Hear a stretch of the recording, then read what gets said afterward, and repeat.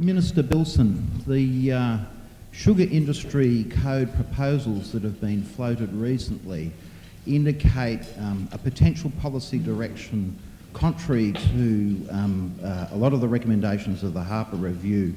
And we could, I suppose, have Professor Harper continue on, have an ongoing brief or produce an adjunct report, but it along the lines of what the Harper Review has recommended, and responding to some of the concerns about the rolling of the National Competition Council staff into the ACCC, are you able to share with us some of your views in response to the Harper Review about the proposals for an Australian Council for Competition Policy and the separation of the regulatory and enforcement functions of the ACCC? Yeah, thank you. Do you want me to touch on sugar as well? Yes, please. Yeah, I wasn't sure that was a warm-up remark or you wanted some content on that as well. Yes, we have had a number of government backbenchers working with stakeholders in the sugar industry to deal with what the industry, mainly the growers, feel is the risk of an overreach from monopoly processing capability. I've spoken with processors saying your milling facilities are effectively a natural monopoly, and therefore the way in which you exercise them needs to be handled with great care. I've made it clear I'd be disappointed if that monopoly milling function leads to the bundling of other services where there is a legitimate contest to delight the growers and participants in the industry. That bundling is something that's a fundamental issue in competition policy and law, not to take a natural monopoly and grow it so it reaches into areas where there should be contest and choice. So that's been the discussions. On last Thursday I received a task force report from the government backbenchers that were involved in that work. We're working through that just to see what the problem is it seeks to solve. I must say, as I recall that report, it proposes a mandatory arbitration function.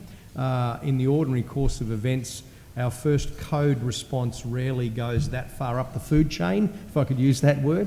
You would have seen my actions with things like franchising code, where as new evidence has arisen that's needed us to strengthen the code, we do. In the food and grocery code, I said to the big supermarket retailers and wholesalers, give us your best shot at it, I'll have a go at it, we'll make it an opt-in binding code, but if you don't want to play nice, we'll go up the intervention food chain, and that's currently the evaluation in sugar. In terms of the structural changes, they kind of run against the grain of what the government's been seeking to do more broadly. We have sought to consolidate complementary activities and functions, to reduce the number of agencies, to try and make sure where there's knowledge, capacity and horsepower, we use that as effectively as we can. So some of the thinking around who is the advocate for sound competition policy, I can understand that. Whether it needs to be an NCCP type institution to advocate that, I'm not quite sure about that yet, not entirely convinced. But I think the case that sat behind why it was recommended is sound, and we're just seeing where there's other ways of implementing that kind of ambition.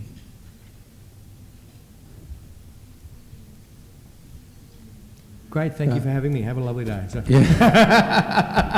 Thank you, Minister Billson and Professor Fells, for two excellent addresses.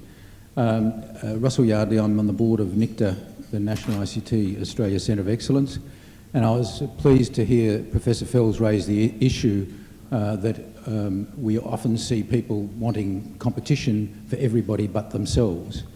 In our industry, I chair a number of ICT companies. We're involved in intellectual property and that of copyright and patents. And this is writ large, the problems of everybody wanting everybody else to have competition. Hollywood was founded on the west coast of the United States because they wanted to avoid paying Edison royalties for his film camera. And today, Hollywood is demanding that the world pays for their intellectual property. America was built on stealing intellectual property from Europe, and now today, in my industry, we're finding innovators, entrepreneurs, are being restricted by the use of patents and copyright to in fact inhibit innovation and to in fact control the new by the rent seekers of the old. When you read through your competition policy, you have not really addressed this real conundrum. How do we set up a review that truly looks at the economic benefit of innovation and gets intellectual property driving change rather than protecting the incumbency? Nice framing of your question, sir. Thank you for that. I intentionally gave it one paragraph because I'll have more to say about that in the not too distant future. And I didn't want people to think, gee, we've heard all that before. It's like a rerun. You know, it's a rehash. No, we think Professor Harper and his team have touched on the essential conflict, which was IP laws in their ambition was to provide some clear air to commercialise an idea.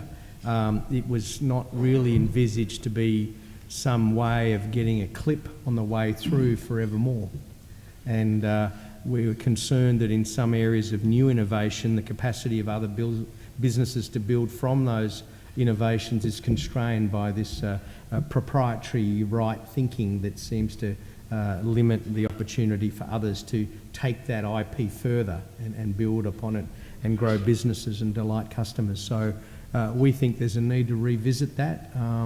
That's what Professor Harper's also recommended, and all I can say is watch this space. I might be acting treasurer, acting finance minister, acting assistant treasurer and small business minister today, but I won't use that opportunity to make an announcement that we're still working on. Minister Trevor Tappenden, I'm a chairman of a small business which operates in an industry where the biggest competitor is a Commonwealth government provider, a government enterprise. So much so it's got a majority market position. What will you do about government enterprises which have got that type of competitive power? Yeah, Trevor, it's an area that I think was touched on and is presenting lots of opportunities for reflection. My instincts are that if government's behaving as a business, it should live by the rules of business. Now, to a certain extent, the current law anticipates that, and the Commonwealth subjects itself to provisions where an enterprise is engaged in trade or commerce. That's at the federal level. What the Harper Review recommended is that needs to go further in that government decision-making, procurement and other actions can have a profound impact on the, let's call it the competitive health of the economy, whilst not necessarily having the government in there as a competitor. Secondly, there's a recommendation about rebooting and re-energising the competitive neutrality framework, making sure there's greater transparency to that, because that seems to have come off the ball a little bit and lost some of its teeth.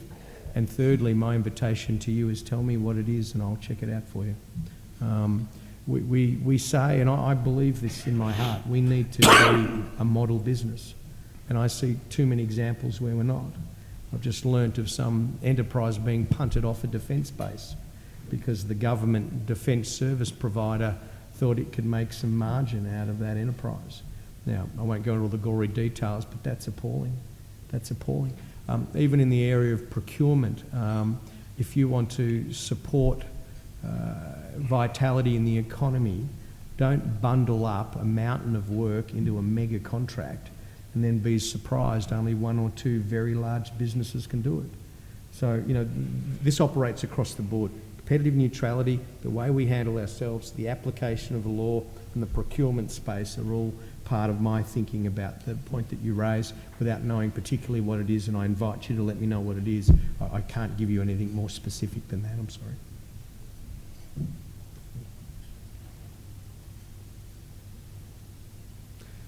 Matthew?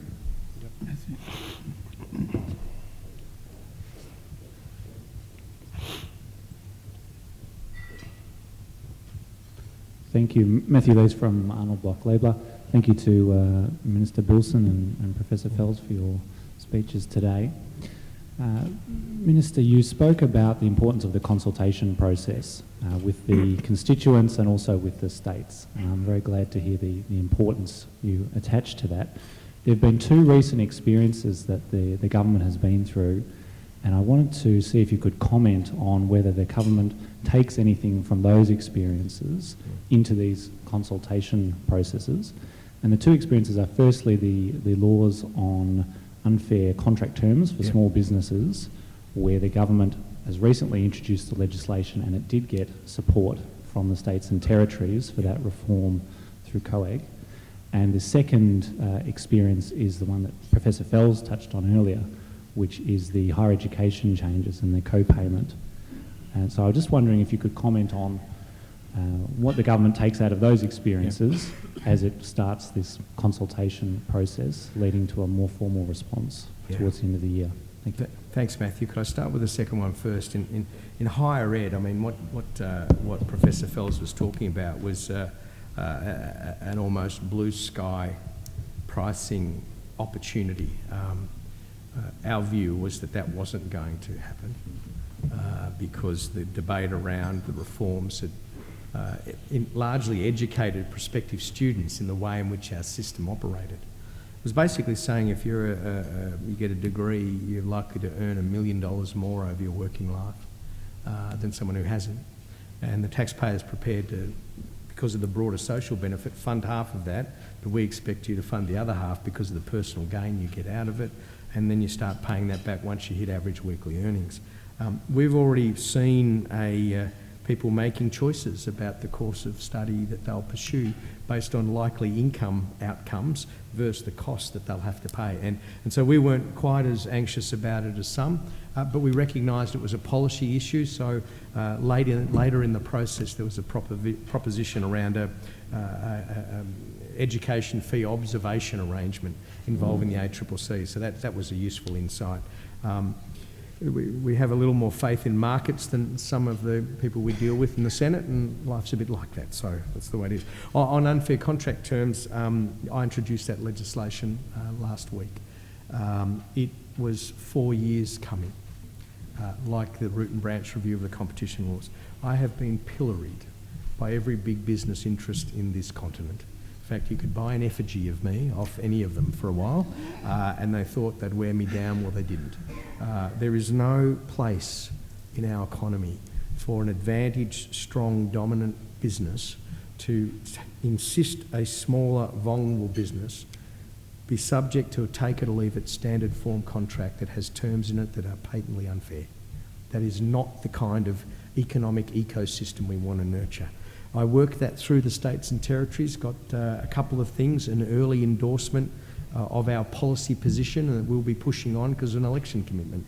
Secondly, we engaged with them every step along the way about how to calibrate that. The calibration was important. We don't want a regulator or government officials to be contract nannies. That's not what we're about. What we want to do is say small businesses, including when I was one, I had no more market power than a consumer in many of my interactions, but I didn't have the protection of being done over by unfair contract terms. So what we've sought to do is say, well, let's make these transactions consumer-like. So if they're up to $100,000 as a sign-on or $250 over multiple years, may not be where people get advice. They might not feel they need to because it's in the ordinary course of their business. But in those contracts, 80% of which are what small businesses deal with are where these terms are located. The states and territories have embraced our approach. There's been a bit of belated traffic from some quarters to push those thresholds up. Add a digit has been the call. What's a digit between friends?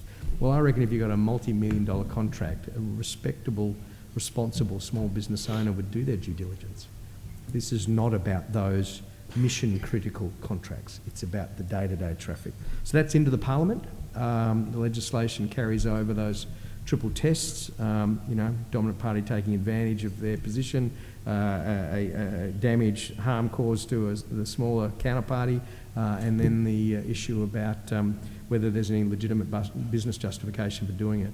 I also resisted a temptation to make it only available where a small business was dealing with a big enterprise, because some small businesses have an extraordinary dominant market position because of scarcity, particular knowledge, and we've seen examples where a smaller business can put in an unfair contract term, and dare I say, if you're a business done over by one, you'll seek no comfort, knowing that it was a small business that did you over. The harm is still the harm, and that's how we've gone about that work. Adam Lovell, Water Service Association of Australia. We represent all those big government-owned monopolies that still run around the states. A couple of things. Yesterday, Sydney Water announced that they're planning to knock off $100 off customers' bills going forward. A lot of that's come about because of working very closely with the private sector. So a lot of their operations now, most of their capital and most of their operations is now undertaken by the private sector.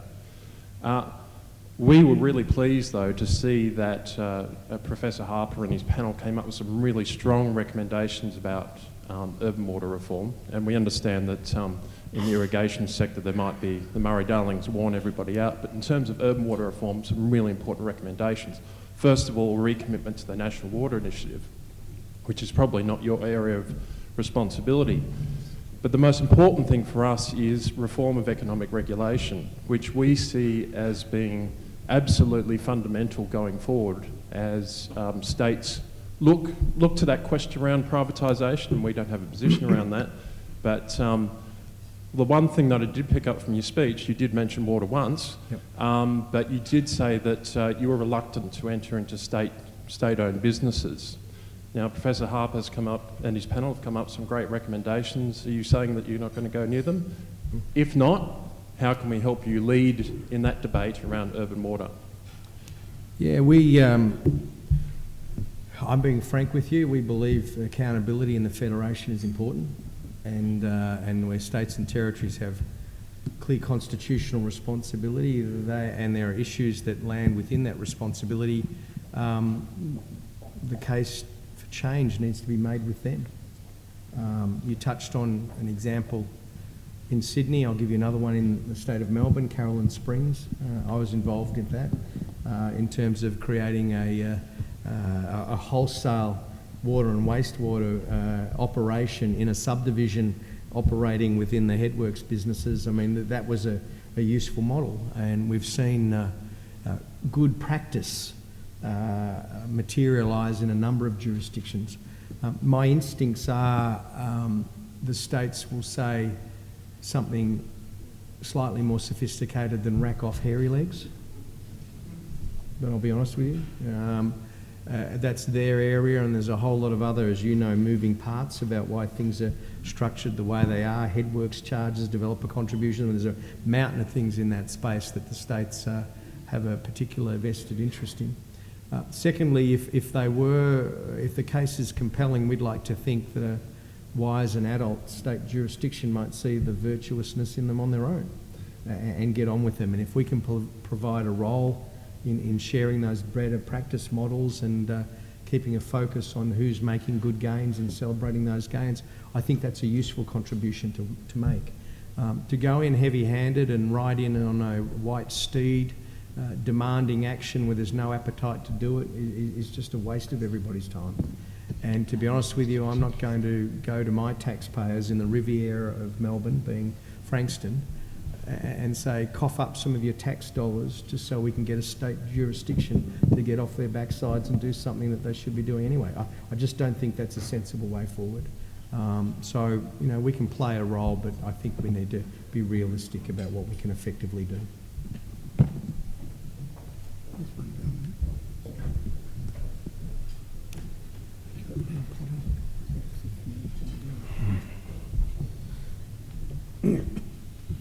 I'm Ben Potter from the Australian Financial Review. Thanks, Mr. Billson. We were discussing Uber on this table before, and there was a difference of opinion. It was a spirited discussion. But that raises this whole area of new innovations which existing regulations are not equipped to deal with, and they are pretty much all at state level. So are you saying that you're willing to leave that to the states entirely, that you're not going to apply any kind of federal encouragement to the states to respond to those innovations which provide, I think in a couple of areas that we know about, vastly improved services at the expense of the existing state-structured licensing model? You're going to leave it entirely to the states, or does the federal government have an interest in ensuring that innovations like that are embraced and appropriately lightly regulated to the benefit of the community? Yeah, we feel I mean, you got a sign handed out for you, Ben, when you stood up. I first glance, I thought it said best question, but I think it actually said last question. So it was good. Thank you, ma'am. It's an area where we have no jurisdictional reach anyway. What I've been aiming to do when I've been asked about it is the idea of passenger transport services should be one that's clear and doesn't mandate a particular model of delivery. I'm not of a mind again to go and say to the taxpayers of Australia, spend some tax dollars to bring about change that is arguably something the states are and should be dealing with. Different states are conducting an examination of their taxi regulatory framework. We could perhaps provide a role, and in fact, going back to the NCCP and market studies power that Professor Harper referred to it, you know, some meaningful work to compare and contrast might be a useful contribution. Am I going to drag the Commonwealth into questions of acquisition of business licensing, property rights and the like? I just don't see there's a case for us to do that. My simple point is the consumer will work around old business models that don't meet their needs. The idea that you can regulate passenger transport services through a mandated intermediary is an idea that's going to be challenged over time. Having said that though, if someone is going to be operating passenger transport services and there are certain consumer protection requirements that apply for something that's coloured yellow and someone else is driving a different vehicle, then I think there should be some consistency in that. That's competitive neutrality in another way, where we're not advantaging or handcuffing consumers to a particular business model, but recognise there's certain fundamental policy issues that should play out whatever business model you engage in to meet your passenger transport requirements. I can't quite stop myself on this for a minute. No, go for it. I thought you'd been very restrained all lunchtime. What Look, one way forward for Victoria, which has made the licensing reforms, would be to acknowledge, as my report said, that the market for pre-booked calls, whether on the internet or by phones, is relatively competitive, and there is better consumer protection than from rank and hail. And there is quite a strong case as the next step in reform to free up that market, and then I'd reluctantly go along with the status quo, I guess, on the rank and hail market to protect licence holders. I think, and that would accommodate the Uber problem. So there's some agility in the current framework, and I guess that's something that states and territories are turning their mind to. Even down my way, Ben, in that Riviera I was talking about, Frankston, we've got a rather substantial nightclub precinct. We've got green-topped cabs, which operate in peak hours when the regular licensed service can't meet customer demand. Now, there seems to be an increasing appreciation that there's a consumer need out there that needs to be met one way or the other. Let's not have a regulatory framework impede that. People will work around it and they'll get their needs met. And I think that, you know, Alan's talking about some agility in Victoria, and there's other examples in other states where they're also making some adjustments to take account of new service delivery models. All right, well, I think that was the last question, so thank you, everyone.